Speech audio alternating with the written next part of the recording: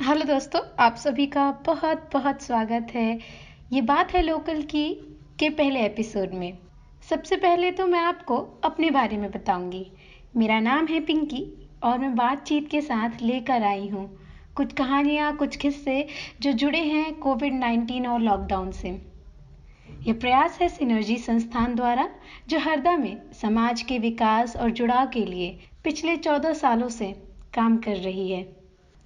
तो दोस्तों, आपको तो पता ही होगा कि इस समय पूरी धरती पर कोरोना वायरस का फैलाव है, जिससे बचने के लिए कुछ परहेज जैसे कि मास्क पहनना, बार बार हाथ धोना 20 सेकंड तक और सैनिटाइजर का इस्तेमाल करना, लोगों से दूरी बना के रखना और जितना कम हो सके उतना कम बाहर जाना। साथियों, इस लॉकडाउन में बहुत सारी समस्याएं बहुत सारे लोगों को हुई। उसमें से एक है खाने की कमी। हमारे हरदा में लॉकडाउन के पहले दिन से ही लोगों को खाने की कमी और कच्चे राशन की कमी होने लगी थी।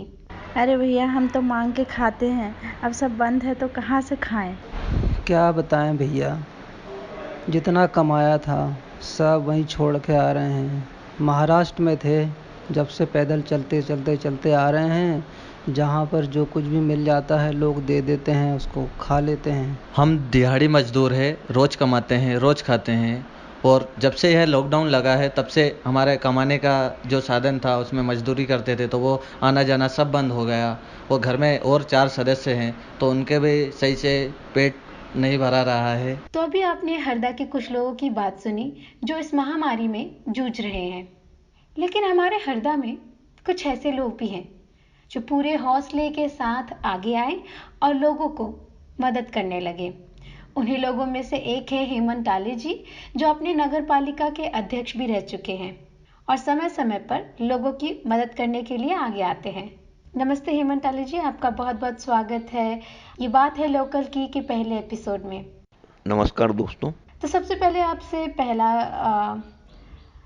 प्रश्न पूछेंगे हम। हरदा के लोगों को और प्रवासी मजदूरों की मदद करते वक्त आपको किस तरह के अनुभव रहे? क्योंकि ये बिल्कुल अलग तरह का अनुभव था। इस बार ये नहीं समझ पा रहे थे कि हम अपनी भूमिका तो रखना चाह रहे थे, लेकिन क्योंकि पूरी तरह से सब कुछ प्रतिबंधित था, उस बीच तो फिर मैं और जो हमारे और दूसरे साथी हैं, हम लोगों ने कलेक्टर महोदय से बात करके पास बनवाए और उस दिन से ही हमने लोगों के लिए खाना बनवाना एक स्थान पे शुरू करा और जहाँ जहाँ ज़रूरत थी वहाँ वहाँ पहुँचाना शुरू किया।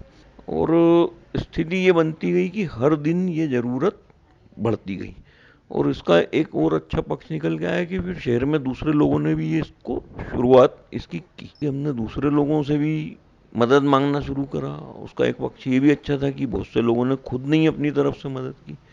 तो जिन लोगों से हमने मदद की उसमें भी 2 ग्रुप ऐसे निकल के आए कि जिन्होंने फिर खुद ये निर्णय किया कि हम भी खाना बनाएंगे और लोगों तक भेजेंगे। बहुत बहुत धन्यवाद हेमंत ताले जी। साथियों, इसी के साथ आप सभी से एक और शख्स का परिचय करवाएंगे। आज के अगले शख्स हैं हमारे नगर पालिका के अध्यक्ष सुरेंद्र जैन जी। इनके परिचय से हम सभी बहुत अच्छे से वाकिफ हैं। तो सुरेंद्र जैन जी, आप हमें ये बताइए कि हरदा के लोगों को और प्रवासी मजदूरों को जब आप मदद कर रहे थे तो आपके अनुभव किस प्रकार के रहे?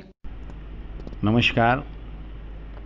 कोरोना संकट विश्व के लिए महामारी के रूप में आया है और उसी का प्रभाव हरदा जिले में और हरदा नगर में भी पड़ा है, जिसके कारण स्थानीय स्तर पर रोज़मर्रा की ज़िंदगी जीने वाले परिवारों को आर्थिक संकट का सामना करना पड़ रहा था। वहीं कुछ दिन के बाद बड़े शहरों में रहने वाले मजदूर अपने घरों की तरफ पलायन करने लगे। ये दोनों ही अपने आप में विपरीत परिस्थितियां थीं। जो दिहाड़ी मजदूर थे, जो पान का ठेला लगाते थे, फुल्की का ठेला लगाते थे, आइसक्रीम का ठेला लगाते थे, ऑटो चलाते थे, उनकी रोजी रोटी एकदम से रुक गई। उनके लिए सुबह और शाम का भोजन जुटा पाना बहुत कठिन हो गया था और ऐसे समय में समाज के दानदाता सामने आए। अनेक संस्थाओं ने तत्काल में भोजन के पैकेट बनाकर के बांटना शुरू किया। हजारों की संख्या में भोजन के पैकेट बांटे। मैं नगरपालिका अध्यक्ष के नाते हमारा जवाबदारी थी, हमारा दायित्व था कि शहर के नागरिकों को भोजन उपलब्ध हो, कोई भूखा ना रहे। तो पंडित दीनदयाल अंत्योदय रसोई में निर्णय शिक्षा एवं समाज कल्याण समिति के माध्यम से हमने किसानों से, व्यापारियों से दान मांगा और मुझे बताते हुए आज आश्चर्य हो रहा है कि जब तीसरा लॉकडाउन समाप्त हुआ है तब तक हमने 5 किलो आटा, 2 किलो चावल, 1 किलो दाल, 1 किलो नमक, आधा किलो तेल और दान में आई हुई सब्जियां के मिलाकर के करीब करीब 2400 पैकेट जरूरतमंद लोगों के घरों तक पहुंचाए हैं। तीसरे लॉकडाउन की समाप्ति तक हमने करीब करीब 54,000 भोजन के पैकेट बांटे हैं और ये पूरा का पूरा जनता के सहयोग से, व्यापारियों के सहयोग से, दानदाताओं के सहयोग से हुआ है। वही मुख्यमंत्री हेल्पलाइन के माध्यम से हमने करीब करीब 12 से 13 लाख रुपए के भोजन के पैकेट हमारे द्वारा बांटे गए हैं। 181 पर लोगों ने फोन किया, वहां से नाम आया और उनके घर भोजन के पैकेट दोनों टाइम पहुंचाए हैं। वहीं जब प्रवासियों की भरमार होने लगी, पैदल, साइकिल से, मोटरसाइकिल से, ऑटो से, छोटे छोटे बच्चों के साथ जब निकलने लगे तो उनकी सेवा जो है वो हमने पूरी के पैकेट दे करके पोहा, चाय, बिस्किट, चप्पल, जो भी जिसको समझ में आया वो दान में प्राप्त करके उनको दिए हैं। वहीं हमने पुरानी साइकिलें दान में ली और उन साइकिलों की मरम्मत करा करके प्रवासी मजदूरों को साइकिल दी है। हमारे युवाओं के लिए, आज की पीढ़ी के लिए, आज के इस कठिन परिस्थिति में आपका क्या संदेश रहेगा? इसका समाधान जो है वो भारतीय संस्कृति में गांवों को मजबूत करना, गांवों को आत्मनिर्भर बनाना, छोटे और कुटीर उद्योगों को बढ़ावा देना। इस कोरोना से निपटने के लिए जो रास्ते बताए जा रहे हैं उन रास्तों में सबसे महत्वपूर्ण रास्ता है कि ज्यादा जरूरी काम हो तो ही आप घर से निकलें, अन्यथा आप घर के अंदर रहें। दूसरा सबसे महत्वपूर्ण है कि जब आप घर से बाहर निकलें तो अपने मुंह पर मास्क बांध करके निकलें, अंगोछा बांध करके निकलें, अपने मुंह और नाक को बंद करके निकलें, सोशल डिस्टेंसिंग का पालन करें। बहुत बहुत धन्यवाद हमसे बात करने के लिए। दोस्तों, यह समय बहुत कठिन है। ऐसे में एक दूसरे को समझना और एक दूसरे का साथ देना बहुत ज़रूरी है। कुछ परिवारों को तो बिल्कुल नहीं पता कि बाहर से मदद नहीं मिली तो वो क्या खाएंगे, कहाँ जाएंगे, किस तरीके से अपना जीवन जिएंगे।